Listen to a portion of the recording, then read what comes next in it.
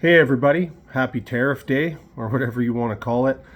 Obviously, pretty substantial news in the cycle lately regarding the tariffs and U.S. trade relations and everything. And I just wanted to voice a few of my opinions because I've been thinking about it a lot lately, and some more recent news has really clearly painted a picture of what's been going on, what needs to happen. So, first and foremost, I just want to say that seeing this level of unity across Canada between all political spectrums has been a breath of fresh air. It's been pretty volatile for some time, lots of negative discourse and whatnot. And seeing Canadian citizens come together and say, yo, we cannot deal with these tariffs from the United States. What are we going to do? Has been really nice to see, although I wish these weren't the circumstances at all. Secondly, I would like to state that although I absolutely despise the tariffs, and I think obviously this is a way for Trump to bully a business deal. This is what he was elected to do under the mandate that the American people widely voted for, and he's executing exactly what he said he was going to do. And the real issue that I have is that our leadership in Canada didn't heed those threats, knowing full well that Trump is a very capable of coming out hot and doing these things, and he's braggadocious and egotistical and whatever he is, but he is a businessman, and he tries to push deals, and so that's a major consideration with this. And the fact that our government didn't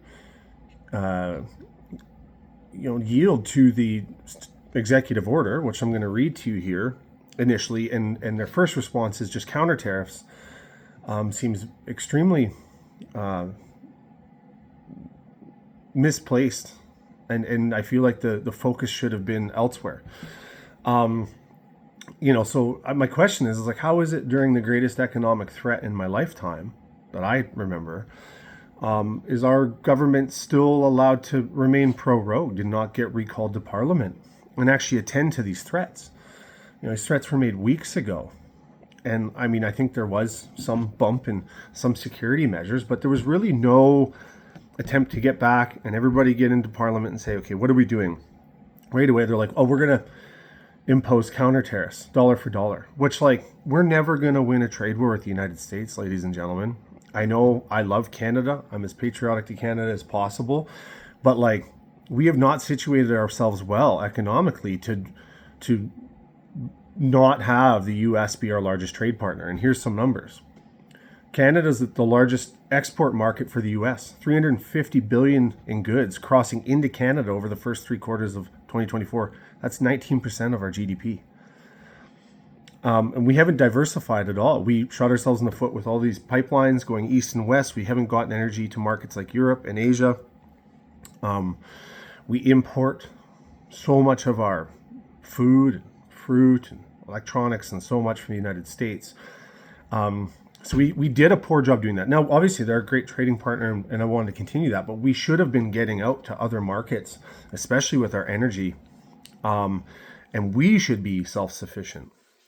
Actually, I want to take a step back too. I do want to note that, like, I wish we would see the same unity and energy behind these tariffs that we do to the incessant taxation of carbon taxes and income taxes and increased property taxes and increased capital gains taxes and everything that we see in Canada. Like, we have a what is it here? A $15 increase coming down the pipe to the carbon tax, which is an 18.5% increase on top of rates that have already gone up. And that immediately affects the cost to consumers at the pump and everything.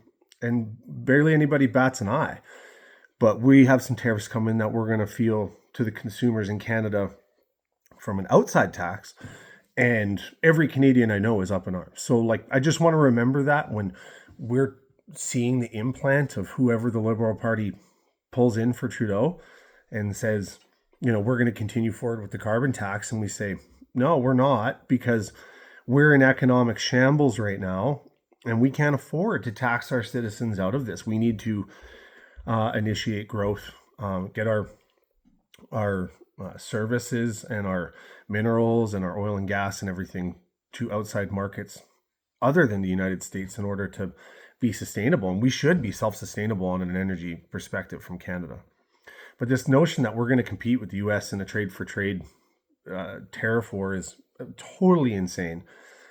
We're a fraction of their population. We account for like 2% of global trade as it is right now. And if there was ever an indication that we needed to just heed the initial executive order, it's that we've seen Mexico just strike a deal saying they're going to send 10,000 National Guards to the border to start securing the border. And Trump immediately said, okay, we're going to put this on pause. And I'm glad that came out today because it's a true indication of that is what should have happened. So the executive order reads, the Secretary of Homeland Security shall regularly consult with the Secretary of State, the Attorney General, the Assistant to the President of National Security Affairs, and the Assistant to the President for Homeland Security on the situation at our northern border. The Secretary of Homeland Security shall inform the President of any circumstances that, in the opinion of the Secretary of Homeland Security, indicate that the Government of Canada has taken adequate steps to alleviate the public health crisis through cooperative enforcement actions. Upon the President's determination of sufficient action to alleviate the crisis, the tariffs described in Section 2 of this order shall be removed. Of course, the Government of Canada hasn't taken adequate steps to alleviate it. They're not sitting. Our government prorogued in order to try to get their circus in order and to mitigate any calling of non-confidence and force to an election, and they want to withhold power, and they're holding that over the Canadian people's interests.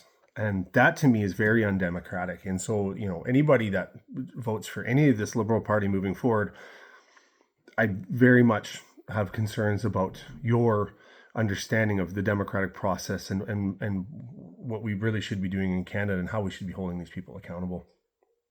But Trump, being a businessman, he knows some things, and he saw weakness, and there's some realities around our border that, quite frankly, if I were him, I would be concerned about too. So, we never secured our own sovereignty, and we rely heavy on the United States, and he knows that. But he also knows that we have a failed immigration system.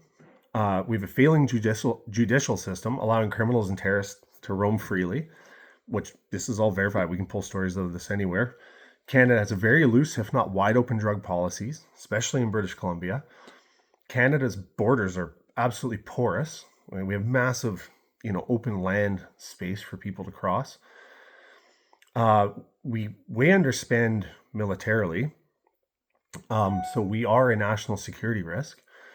And our dollar's in the toilet. So, even if they institute tariffs on the imports of Canadian goods, buyers there are making up some of the difference just off the exchange rate still. So it's less of a burdensome hit to them than coming the other way, where if tariff hits Canadians and our dollar is also in the tank, it's exponentially bad from a market perspective. So, and that's just like very simple glimpse at what's going on. Like Canada's dollar is 69 cents. It was down to 67.5 like 2 days ago, which is like historic lows. So he knows that Canada doesn't have any leadership in place right now. And even when we did, Trudeau, he has no respect for Trudeau as a negotiator, but he knows he's going to be out of office here, and he's going to have to negotiate with someone else moving forward, likely Pierre. And he probably wants us to get to an election soon, but he wants to shore up the border. And instead of our government doing that, they remain prorogued, and they just said, we're going to countermeasure with tariffs and try to get into a big dog war with, the biggest economy being run by the biggest ego in the game. And, even with the tariffs on Canadian goods and the exchange rate and the burden and increased cost to Americans is marginal compared to what it will be to Canada in return. And, if we recall Parliament, maybe we have a shot at negotiating a similar deal to the Mexico here until we can get our ducks in a row and get some actual semblance of leadership running the country. And then once we get that going, then we can start diversifying our export of goods to ensure that we are not solely reliant on the US and, quite frankly, a lot of our own imports solely coming from China, like things like medication and everything. If they just decide to turn off the spigots, like, we're hooped. There's no reason why Canada can't be more self-sufficient, and there's no reason why we can't have good trade relations with the US, even with Trump in there. If he wants to secure the border, I believe we should have more secure borders as well. If I'm him and I'm looking up and I'm looking down and I see massive inflow of immigration and terrorists and drugs, and the people say this is what we voted for, and they expect him to do that, that's what he's going to do. And we should also be working to try to secure our borders for very crucial reasons as well. And we should be looking at our drug policies, and we should be looking at our immigration policies and whatnot. So, if you don't agree with me, provide some sources that can educate me on what I'm saying that's wrong. But, I pulled up these basic market numbers, and I'm looking at the dollar, and I'm looking at what our government's doing. I'm looking at what Mexico just did, and all signs are pointing to our government has continually missed the mark on this. And like I said, it's great to see Canadians uniting. I hope that same energy comes when the next carbon tax comes up, and when CRA is trying to continue to push through the capital gains tax, even though we don't have a sitting parliament that has finally gone through the official approval process, and all sorts of crazy stuff there, and our Canadian dollars through the floor, and cost of living's through the roof and everything. I just, want everybody to remember that those tariffs, albeit catastrophic, are not the only thing that are causing massive problems for the cost of things in Canada. And we need to keep that in mind as we move forward. Have a great week. I hope we see some resolution to this. I hope we keep this unity as Canadians.